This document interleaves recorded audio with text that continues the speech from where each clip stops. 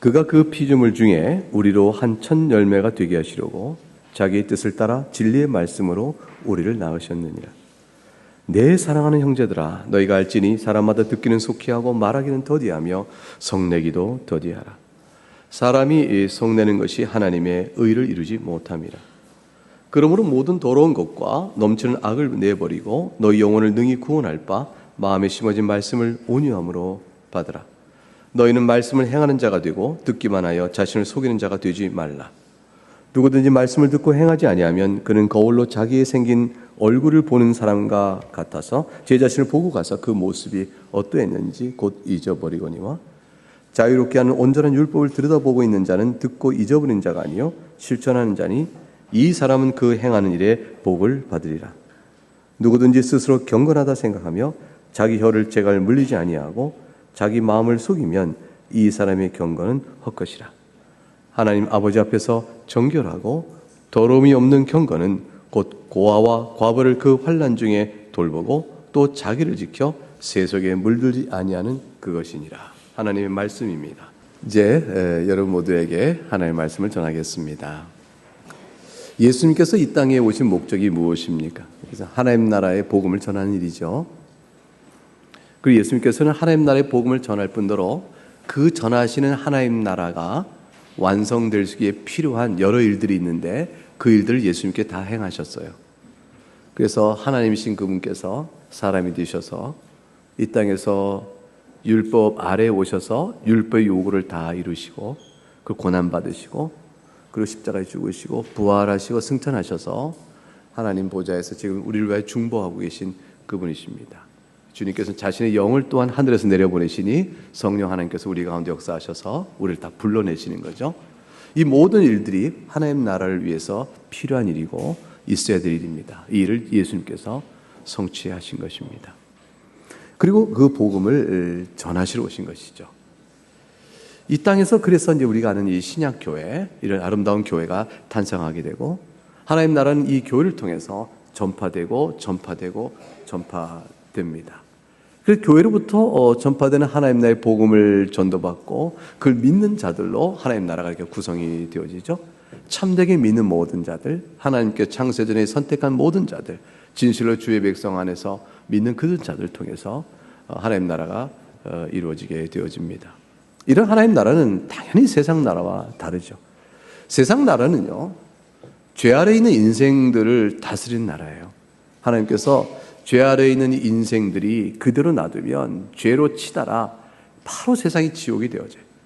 하나님께서는 일정 기간 동안 이 세상 속에 일정 기간 동안 질서를 좀 남겨두셔서 복음을 듣고 구원받는 사람들, 하나님 나라 백성 될 자를 다 역사 속에서 불러내시기 위해서 역사를 일단 이 세상을 일정한 질서를 유지시키십니다. 그것을 위해서 세상의 나라가 있는 것이에요. 그래서 로마서 13장에 가게 되면 1절에 각 사람은 위에 있는 권세에 복종하라. 권세는 하나님부터 나지 않음이 없나니 모든 권세는 다 하나님께서 정하신 것이라. 이렇게 되어 있어요. 그래서 모든 권세는 하나님께서 주셨으니 세상 권세를 의미합니다. 시민권적 권세를 의미합니다.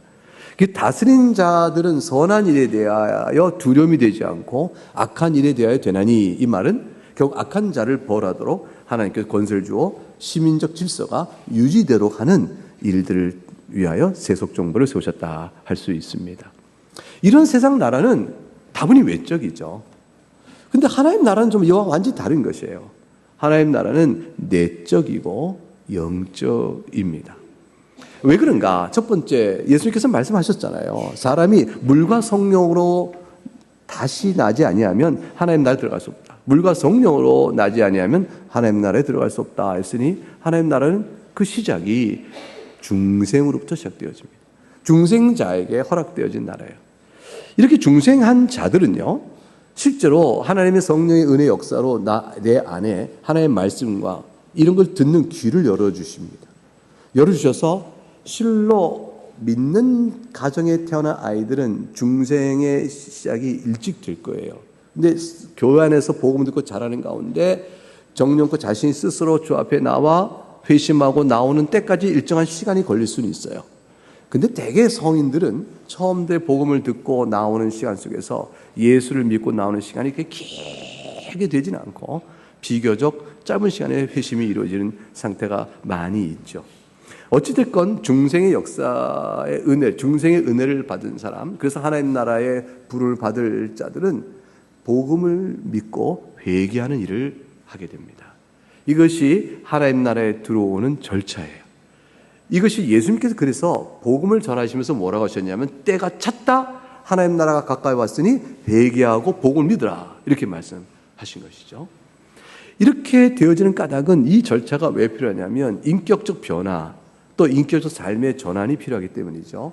우리는 예수를 믿는 것이 지식을 하나 외워 아는 것이 아니에요. 여러분 무슨 주문 하나 외워가지고 주문을 읽으면 또 효과 드러나는 식의 이런 식이 아니에요. 우리가 생각하고 마음 쓰고 좋아하고 하는 전 인격체로서의 삶의 그 모습에 전체적인 변화가 나타나요. 그 변화를 이루기 위해서 우리의 신분 자체가 바뀝니다. 신분이란 것은 하나님 앞에서 내가 어떤 자로 서 있느냐의 이 관계성이 있어요. 하나님 앞에서 죄인으로 영원한 형벌을 받을 자로 서 있는 신분인가, 아니면 하나님 앞에서 하나님의 자녀로 삼으시고 의롭다 하시는 그런 자로 서 있는 것인가 라는 신분의 변화가 있죠. 이 신분의 변화가 복음을 듣고 믿어야 되는 것이에요. 복음을 듣고 믿으면 그리스도의 은혜로 인하여 그의 신분이 변화합니다. 하나님의 자녀가 되어집니다. 왜 그러냐면 죄인된 나의 죄를 예수님께서 다 대리속죄하셨고 예수님께서 율법 아래 나시 이루신 모든 의의가 내 것으로 주께서 삼아주시기 때문에 그래요.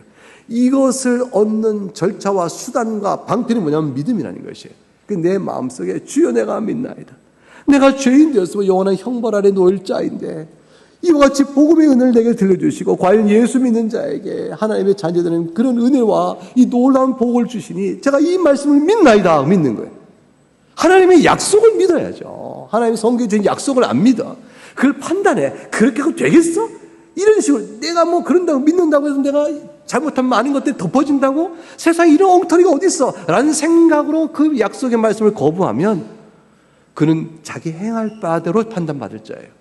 자기 죄값대로 받을 자예요. 여러분 이 죄의 문제를 해결해야 되죠. 죄의 문제를 주 앞에 내놓으란 말이에요. 예수 그리스도 안에서 용서받는 은혜를 붙잡으시라고. 그래서 복음을 듣고 회개하고 믿으라 그러는 거죠. 왜 회개가 붙을까요? 복음을 듣고 믿는 자가 죄 중에 계속 뻗어갈 수는 없으니까 돌이키라. 하나님께 나와라. 그리고 용서의 은혜가 있음을 받으라. 그래서 우리가 예수 믿고 의롭다를 받습니다. 그런 자가 하나님 나라에 속하게 되어져요. 굉장히 영적이죠. 굉장히 내면적이죠. 왜냐하면 다른 사람이 말해서 알아듣질 못해요. 이게 영적이라는 사실은 그걸 듣고 알게 되는 거예요. 교회에 나와서 예배하는 가운데 그냥 앉아있다가 오늘도 또 무슨 소린가 예수 믿고 구원받았다고 얘기하네 하고 돌아간 세월이 얼마나 많은지. 근데 어느 날에 그날이 말씀이 들어와. 그게 영적인 것이죠. 변화의 역사가 나타나요. 로마서 3장을 열어보면 이렇게 되어 있어요. 사도 바울이 이렇게 고백하죠. 로마 3장 21절과 24절의 말씀을 보겠습니다. 야고보서는 가만히 접어두시고 로마서 보셔요. 로마 3장 21절 24절 말씀을 같이 읽어봅니다. 시작. 이제는 율법 외에 하나님의 한 의가 나타났으니 율법과 선지자들에게 증거를 받은 것이라. 곧 예수 그리스도를 믿음으로 말미암아 모든 믿는 자에게 미치는 하나님의 의니 차별이 없느니라. 모든 사람이 죄를 범하였음에 하나님의 영광에 이르지 못하더니 그리스도 예수 안에 있는 속량으로 말미암아 하나님의 은혜로 값없이 의롭다 하심을 얻은 자 되었느니라. 착해야 되지 않아 라고 생각하는 것은 첫 출발은 좋은 생각이에요. 어떻게 죄인으로 하나님 나라 들어갈 수 있어요? 어떻게 죄를 사랑하면서 하나님 나라 들어갈 수 있겠어요? 행한 것이 있는데 못 들어갑니다. 그러니까 착해야 가지라는 말은 맞는 말이에요. 그런데 아무도 착할 수가 없어요. 아무도 못 가요. 그게 로마서 3장 23절에 모든 사람이 다 죄를 범했거든요. 그러니 하나님 영광 이룰 자가 아무도 없다고 해요. 아무도 못 가는 하나님 나라에. 그러니 그 하나님의 영광 이루지 못한 그 상태는 영원한 형벌만이 그들의 몫이 되고 마는 거죠. 근데 살 길이 없잖아요. 근데 살 길이 있어요. 그것이 21절에 이제는 율법 외에 한 의가 나타나는데 하나님의 의라. 율법과 선지자가 도리어 증거한 거라 그랬어요. 율법 앞에서는 모든 사람이 죄를 범하였음에 하나님의 영광에 이르지 못한다는 정죄가 놓이는데, 그거 말고 그걸 행해서 가는 하나님 나라는 이제 끝났어. 못해. 그런데 한 가지 일이 있으니 예수 그리스도를 믿는 것이라고. 그게 22절이죠. 예수 그리스도를 믿음으로 말미암아 모든 믿는 자에게 주어지는 하나님의 한 의가 있는데, 이거는 유대인이든 이방인이든 예수를 믿으면 산단 말이에요. 이거를 보여주는 것이죠. 그래서 그것은 죄사함 때문에 24절에 속량이라 말했고, 하나님 은혜로 값없이 의롭다 하심을 얻은 자 되었느니라고 말하고 있습니다. 여기서 중요한 것은 이 하나님 나라가 지극히 영적이라는 사실이에요. 그래서 이것은 아니에요. 네, 근데 규칙을 하나 세워요. 교회에 왔는데 규칙을 세워요.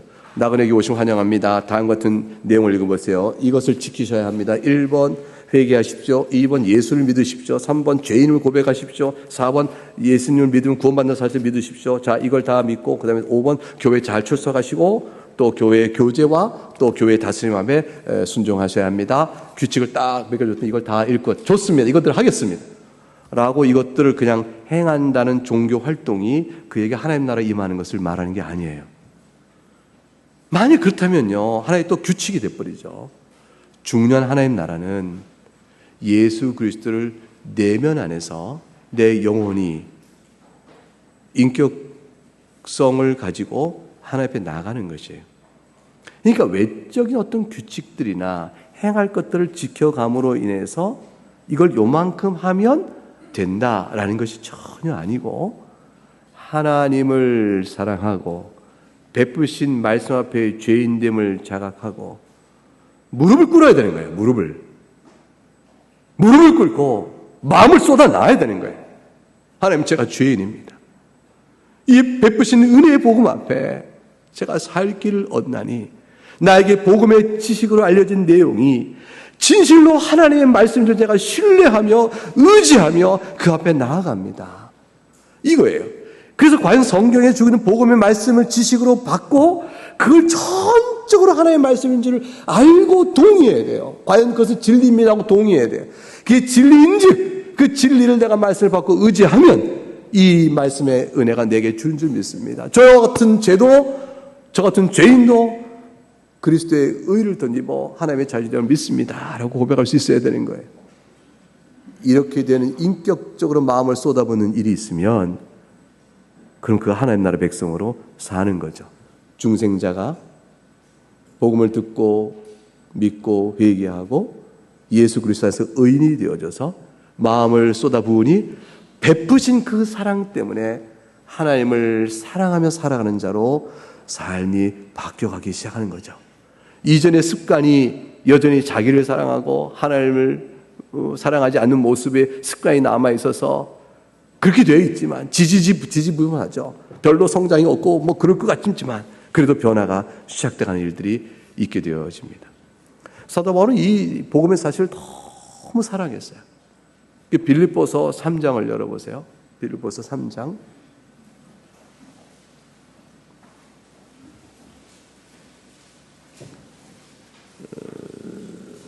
빌립보서 3장 7절을 보게 되면 사도 바울은 이 그리스도의 복음을 너무 사랑해가지고 이렇게까지 얘기했어요. 내가 전에는 좋아, 이거 귀한 거야, 이거 너무 유익해 했던 모든 것을 다 해로 여겼다 그랬어요. 7절의 말씀. 8절 해로 여긴 까닭은 그 다음 읽어보세요. 시작. 내 주 그리스도 예수를 아는 지식이 가장 고상하기 때문이라. 내가 그를 위하여 모든 것을 잃어버리고 배설물로 여기면 아예 배설물로 취급했어요.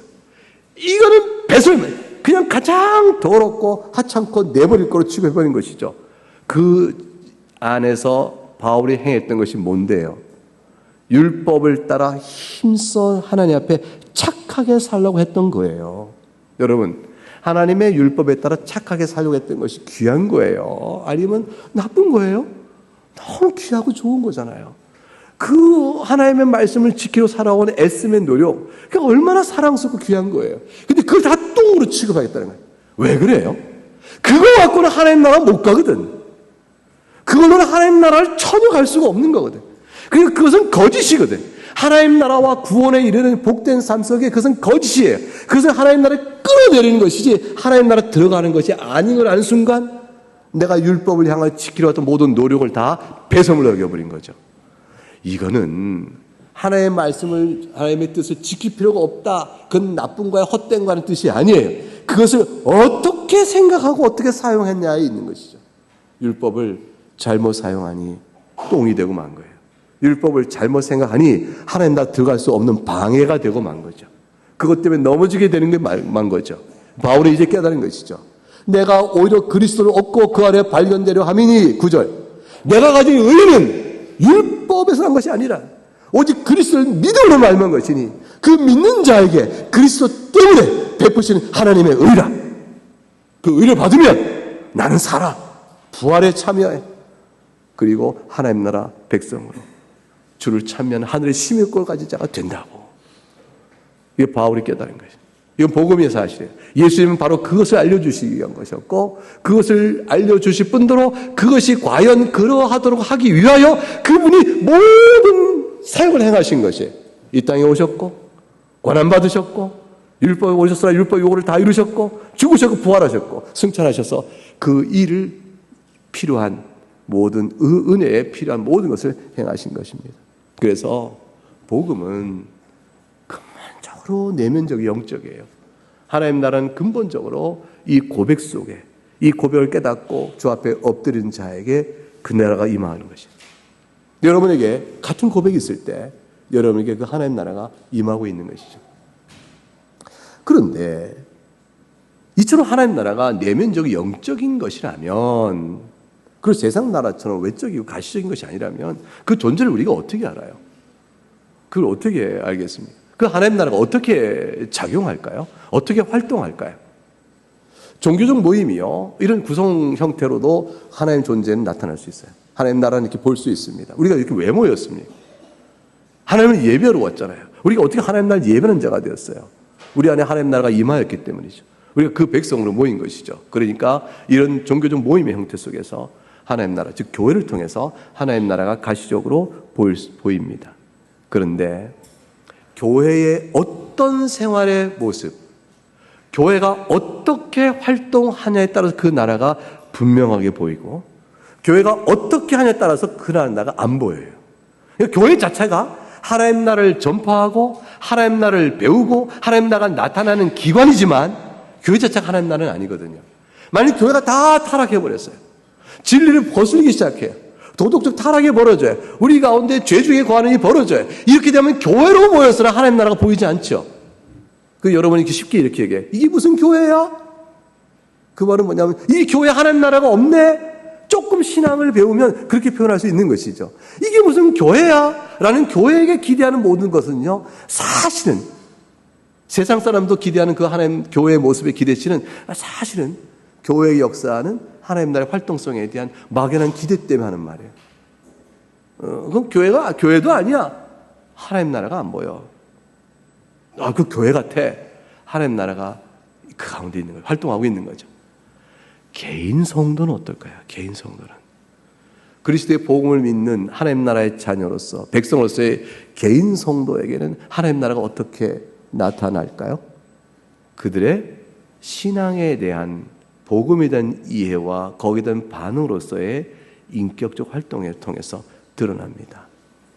그것을 열매다 이렇게 말을 해요. 내면 안에 이루어진 복음적 신앙이 하나님을 경외하고 하나님을 사랑하는 가운데 그 마음이 넘치면서 그의 삶 속에 변화를 이끌어올 때 그 인격 삶의 전환들 속에서 그 안에 있는 하나님 나라가 드러나는 것입니다. 오늘 읽었던 말씀의 18절 말씀을 보셔요. 야고보서 1장 돌아오면 18절 말씀 보겠습니다. 야고보서 1장 18절 기록되기를 그가 그 피조물 중에 우리로 한 첫 열매가 되게 하시려고 자기의 뜻을 따라 진리의 말씀으로 우리를 낳으셨느니라. 우리를 낳게 하였다. 변화시키신 것이죠. 진리의 말씀을 하셨다. 중생케 하시고 듣는 귀를 열어주셔서 말씀이 씨가 되어져서 효과 있는 변화를 갖게 됩니다. 그래서 우리가 죄를 참여하고 받은 용서를 기뻐하며 하나님의 법도를 사랑하며 베푸신 사랑 때문에 하나님을 사랑하는 마음으로 이렇게 탁 돌아서는 일들이 벌어졌어요. 전적인 영적인 은혜의 역사입니다. 이런 정적 영적인 은혜의 역사가 나타나니까 19절과 20절에 형제들아 말하는 거 더디하고 성내기는 거 더디하고 듣기를 속히해 라는 인간관계의 가장 기본적 생활에 대한 태도를 지적해주고 있어요. 이 말씀은 중생하고 하나의 말씀 가운데 살아간 자에게 나타나는 하나의 증거이기도 하는 거예요. 아, 그 사람이 말이 적어졌어. 그래서 다른 사람 말을 좀 듣고 이해해주는 일에 좀 더 많은 시간을 쓰네. 이거 왜 이런 왜 이런 변화가 생겼을까요? 왜 이런 일이 벌어졌을까요? 하나님께서 나를 살펴주셨거든요. 그래서 하나님의 말씀을 속히 듣고 하나님의 말씀에 대해서 아니요 라고 말하는 자기 입들을 담아버리기 시작한 순간 이전에 불평했던 판단했던 것이 전부 다 하나님 앞에서 많은 실수가 있던 걸 알게 되어졌어요. 이제는 내 인생이 왜 이래? 하나님 날 사랑하셔? 라고 섣부르게 말했던 건 세상은 공평치도 않아 뭐 말한다든가 저자보다 내가 난데 라고 말한가 내가 더 똑똑한데 내 의견은 아니 상대방 틀렸어 라고 말했던 모든 판단 이것들이 하나님 앞에서 굉장히 부끄러움을 당하기 시작하는 거예요. 마음이 바뀌어져요. 그러니까 하나님의 말씀을 점점점 많이 듣고 듣는 말씀으로 인해 자기가 부끄러워지면서 사람 앞에서 사람 말을 더 많이 듣고 말하기는 더디게 하는 자로 관계 변화들이 생길 수가 나타나는 것이에요. 이런 일들은 21절에 하나님 여러분의 마음에 심겨진 말씀을 그대로 받아야 하는 것입니다. 그러니까 그 앞에 있는 말은 하나님의 말씀을 더 크게 들어라. 그리고 21절 말씀은 그 들은 말씀을 마음에 받으셔요. 22절에는 그 듣고 받은 말씀을 22절에 행하셔요. 순종하셔요. 라고 되어 있죠. 이 기본 원리에 따라서 하나님 나라의 신비로운 변화를 겪는 사람의 세 가지 그 사람의 열매를 드러내는 인격적 삶을 드러내는 세 가지 원리가 딱 있어요. 이 세 가지가 그거예요. 하나님의 말씀을 더 크게 듣고 따라서 다른 사람들에 대하여 판단하기에 앞서 하나님을 보라보니 하나님의 섭리의 실행을 생각하고 그리고 주신 말씀을 겸손하고 온유한 마음으로 받고 그걸 행하기 힘쓴다는 이 원리가 중생하여 하나님 나라에 속한 자의 인격성을 지배하는 틀이에요. 그 구조에 따라서 적용적으로 여러 가지 열매의 가시인 것들이 드러납니다. 그것이 무엇이냐면 26절부터 27절 두 절 말씀 속에서 우리가 볼 수 있는 것이에요. 26절 한번 같이 읽어볼까요? 시작.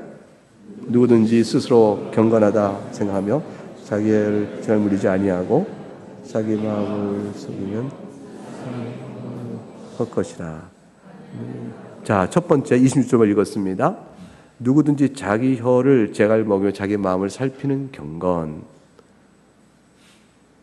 이런 구체적인 적용을 받아요. 이 적용은 여러분 말이 적은 사람이 이기는 거야. 뭐 이렇게 세상적으로 말하는 것, 또 성급히 말하지 말고 침착하게 듣고 말해 이런 거. 이거는 인간관계 처소에 관한 일반적인 교훈에도 다 나와요.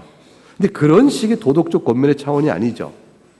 이 모든 것들의 시작은 아까 말했던 아까 세 가지 원리, 하나님의 말씀을 듣기를 속히 하고 하나님에 대한 말하기를 더디하는 것처럼 사람과의 관계도 말을 듣기를 속히 하고 말하기를 더디하는 이 적용적 비추임, 그리고 온유한 마음으로 하나님의 말씀을 받고 그걸 행하기 힘쓰는 이 원리에 따라 이 말씀이 이루어지는 것, 적용점이 이루어지는 것이에요.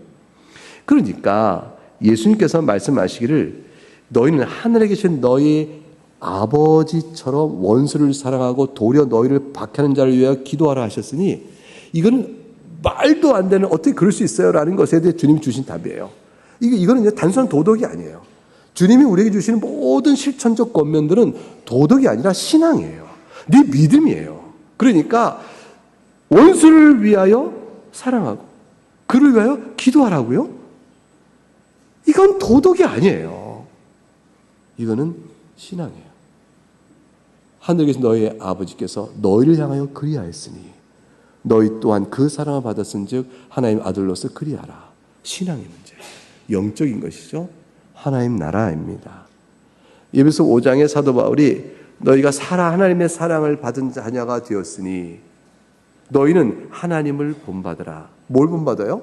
하나님 너희를 어떻게 사랑한 자를 너희가 받은 대로 아는 자가 됐지 않느냐. 받은 사랑대로 행하라. 그게 하나님을 본받는 거예요. 하나님을 닮아가기 원합니다. 어떻게 닮아요? 하나님 날 사랑하신 그 사랑대로 행하면 하나님을 닮아가는 거예요. 여러분, 하나님처럼 되는 일이 어떻게 가능해요? 하나님 날 사랑한 대로 사랑하면 하나님처럼 돼가는 모습이 드러나요. 그러니까 너희가 내가 거룩한 너희도 거룩하라 하는 말씀의 내용은 계명 갖고 요걸 지키면 거룩해지고 요걸 지키면 이렇게 되는 게 아니라고요. 이 모든 것들은 하나님 나를 우리를 어떻게 죄인된 나를 어떻게 사랑했는가? 그 사랑을 곱씹어 생각하며 하나님께서 사랑을 비춤으로 인하여 내 안에 거룩의 모습이 이루어집니다. 그리스도께서 너희를 사랑한 것 같이 너희도 사랑하고 행하라. 이 원리에 따라서 26절에 스스로 경건하다고 생각하는가? 내 스스로 경건하다고 생각하는 사람은 마치 저거와 같죠. 누가복음 18장에 나오는 바리새인과 세리가 기도하러 갔을 때 바리새인은 스스로 그러잖아요. 하나님, 내가 하나님 앞에 의를 이룬 자라. 내가 누굴 토색하거나 이게 한 거 아무것도 없고 오히려 11조를 2번 드리고 하나님께 기도에 힘쓴 사람이라고 자기를 드러낼 때 자기를 경건하다고 생각한 자기 의를 자랑하는 것이잖아요.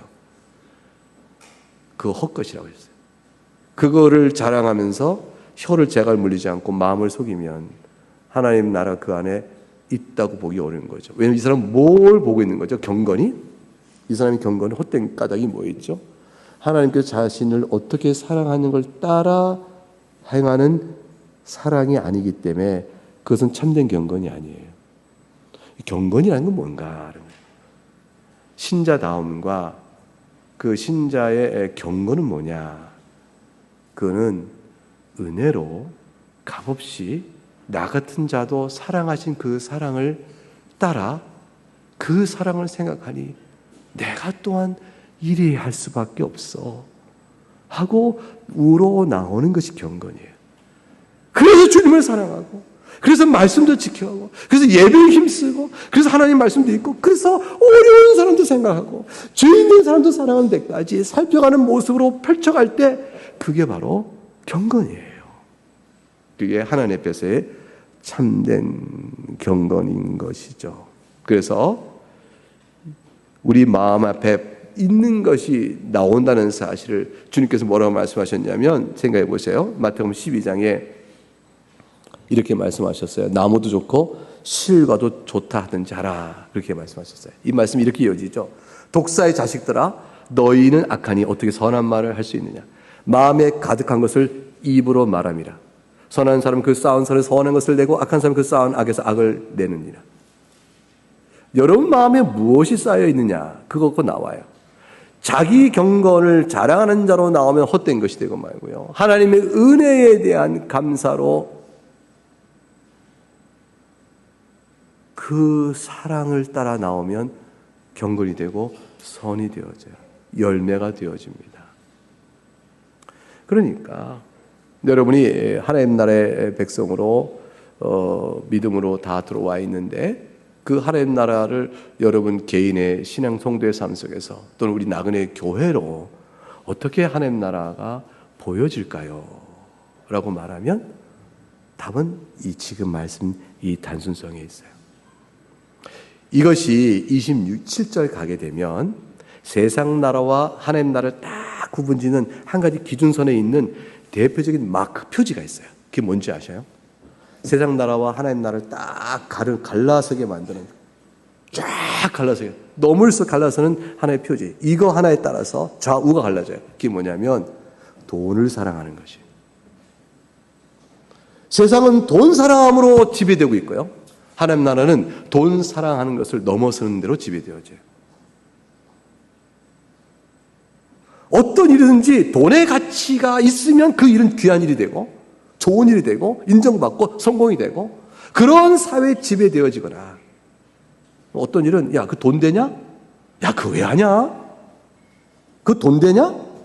그거 뭐 이렇게 하여 어떤 숭고가 아름답고 하나님 기뻐하시는데도 돈 안 되니까 가치 없다고 생각하는 하나님 나라에서 아니야! 하나님이 기뻐하셔 라는 것은 완전히 가치가 바뀌어지죠. 어떤 일이든지 하나님 기뻐하신 것으로 해석되는 나라, 그 일을 기뻐하는 것, 그 일을 행하는 나라, 가치가 이렇게 형성되어지면 하나님 나라예요. 돈 되냐? 하나님 기뻐하시느냐? 그것으로 나뉘어집니다. 그래서 여러분들 교회 나올 때 교회 안 다니는 친구들이 뭐라 그래요? 야, 그 돈 되냐? 야, 너 하나님 믿고 돈 좀 벌면 내가 하나님 믿겠다. 뭐 사는 것도 나보다 못 벌면서 뭘 그거 한 교회 나간다고. 돈을 대래 갖다 준다며? 네. 이야, 그거 웃긴다, 야. 세상 나라죠. 하나님 나라는 돈보다 예배가 좋아요. 나보다 하나님이 좋은 거예요.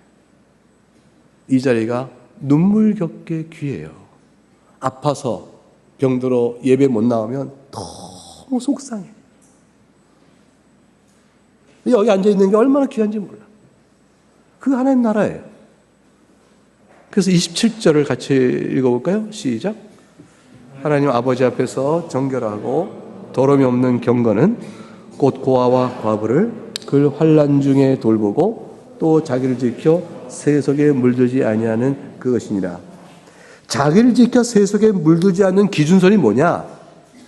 그것이 세상이 지배하는 나라. 그것은 여러분 이게 세속에 물지 않는 것을 세상 풍습에 물들지 않는 거거든요.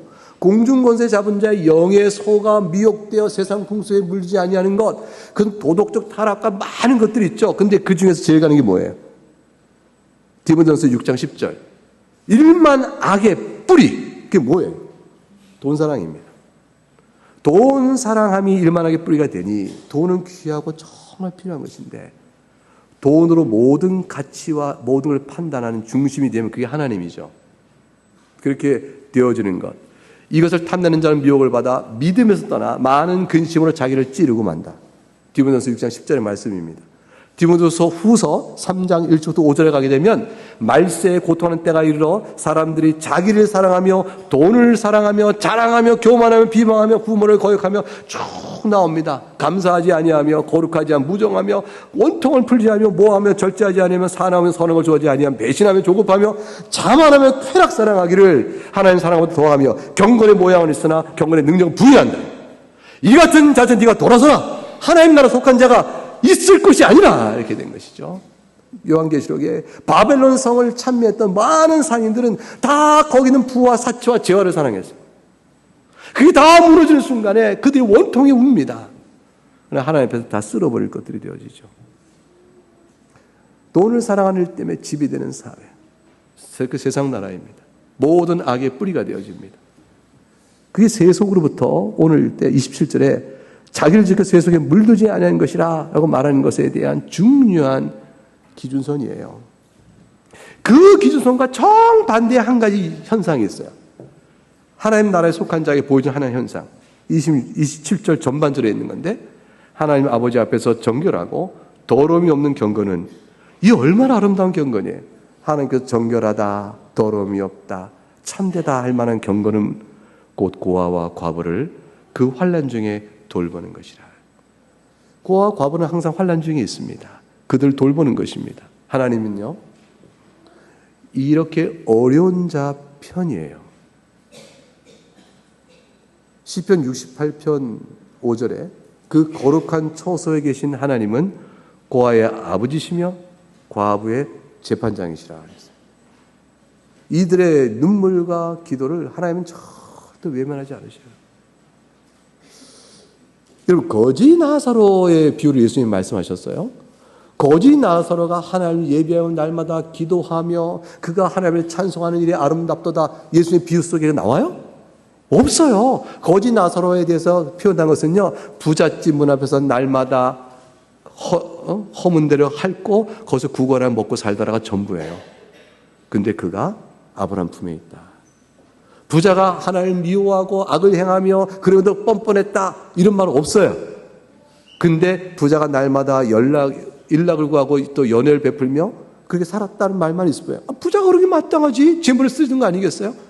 그런데 그것뿐인데 그는 음부에 가서 고통 속에 있었다. 왜 예수님이 이 비유를 드셨을까? 이 비유는 도대체 우리에게 뭘 말해주시는 것일까?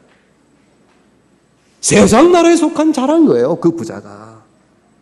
어떻게 알아요? 자기 문 앞에 구걸한 거짓 나사로를 외면한 사람이거든요. 마음이 단단히 굳어서 보지 못한 사람이거든요. 그 자국이 세상 나라지 하나님 나라가 그 안에 있지 않다는 것이죠. 하나님은 나사로와 함께 계셨다는 거예요. 거짓 나사로와 하나님 함께 계셨어요.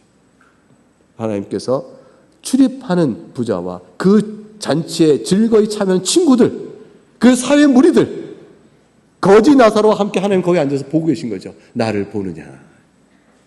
외면하고 지나간 사람들이죠. 신명기 10장 18절과 19절에 고아와 과부를 위하여 정의를 행하시며 나그네를 사랑하여 그에게 떡과 옷을 주시나니 너희는 나그네를 사랑하라. 전에 너희도 애굽 땅에서 나그네 되었음이니라. 전에 너희도 나그네 되었다. 처지를 깨닫는 거죠. 개구리 올챙이 시절을 알아 하는 거죠. 이게 적당한 표현인지 모르겠어요. 여러분, 우리가요 하나님 보실 때 고아나 과부 아니 출산했는데 피덩이 그냥 버려진 자와 똑같아요. 에스겔서에 출산한 아이를 핏덩어리를 그냥 길에 버렸어요.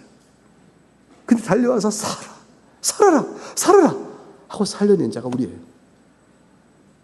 그렇게 버려진 자와 같은 우리를, 죄 중에 버려진 자 같은 우리를, 영원한 심판에 있는 우리를 하나님 사랑으로 구원하시고 먹을 것 입을 것 주시고 지금까지 살게 하시잖아요.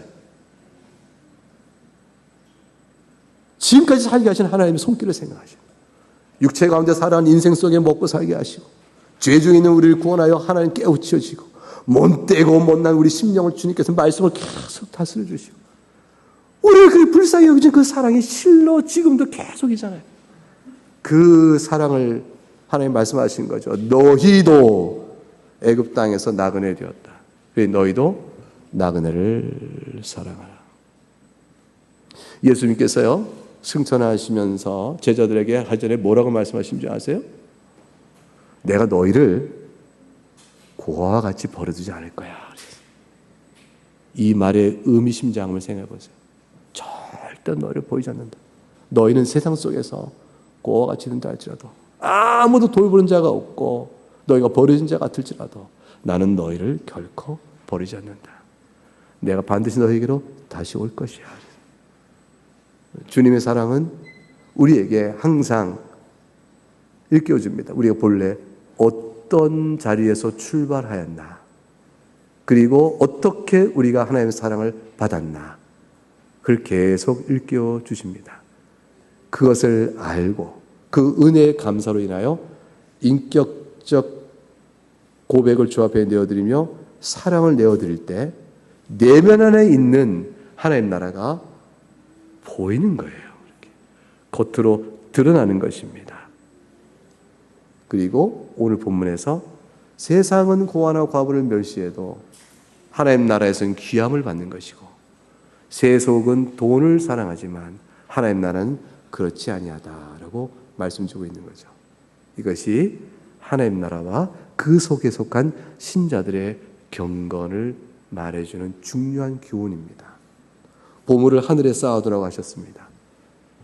좀이나 동록이 해하지 못하고 도둑도 구멍을 뚫지 못하고 돌지 못한다고 하셨어요. 보물이 있는 곳에 네 마음이 있다 하셨어요. 두 주를 섬기지 말라 하셨습니다. 하나님과 재물은 겸하여 섬기지 못한다 했으니 하나님 나라는 세상 나라와 다르니 재물을 사랑하는 나라가 아니고 하나님을 사랑하는 나라예요. 그 하나님의 사랑은 어떻게 표현돼요?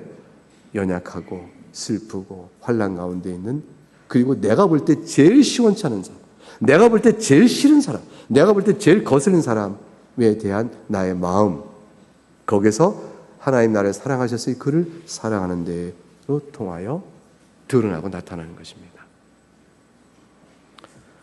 찬송하겠습니다. 우리 말씀 들은 것 주 앞에 감사하면서 적용해서 각각 기도할 터인데요.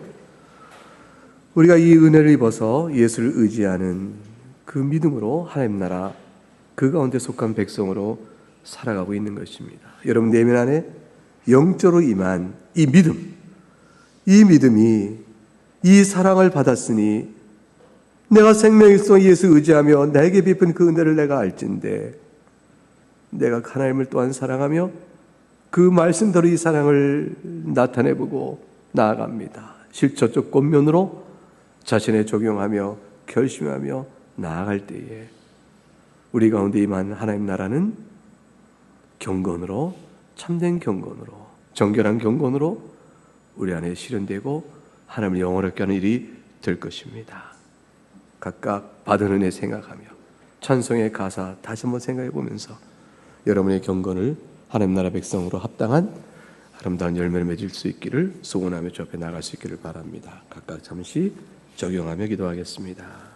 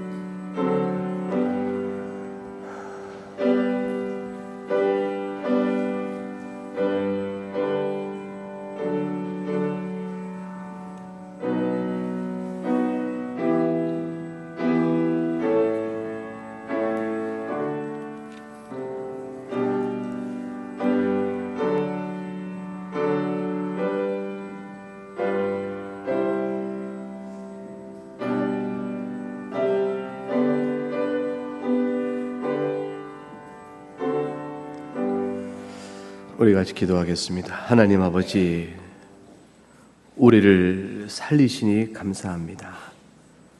말씀을 듣고 마음에 받게 하시니 감사합니다. 온유한 심정으로 받은 말씀을 행하여 하나님을 영화롭게 하고 스스로 속이는 자가 되지 않기를 원합니다. 하나님 아버지, 스스로 경건하다 하여 혀를 재갈 물리지 않은 우리의 죄된 성품과 연약한 성격 주님이 아쉬운데 그럼에도 불구하고 우리를 여전히 사랑하시고 세속에 물들지 아니하며 재물에 지배되어 살아가는 인생살이에서 건지셨는데 우리 여전히 그 가운데 머물러 있는 죄의 습관들도 주께서 아시나 여전히 사랑하시고 오늘도 이 말씀으로 우리를 돌이켜 권면하시고 가르치시니 감사합나이다. 하나님 아버지, 받은 사랑, 생명 있을 동안에 어려운 일을 당할 때 내 믿음 적어도 주님 나를 붙들어 주시고 지금까지 이끌어 주셨으니 더욱더 주님을 의지하며 세월 살아가며 주님을 사랑하기를 원합니다. 사랑하는 교우들 각각에 적용하여 복된 은혜가 있도록 이끄실 바라옵고 감사함이 예수 그리스도 이름으로 기도하옵나이다. 아멘.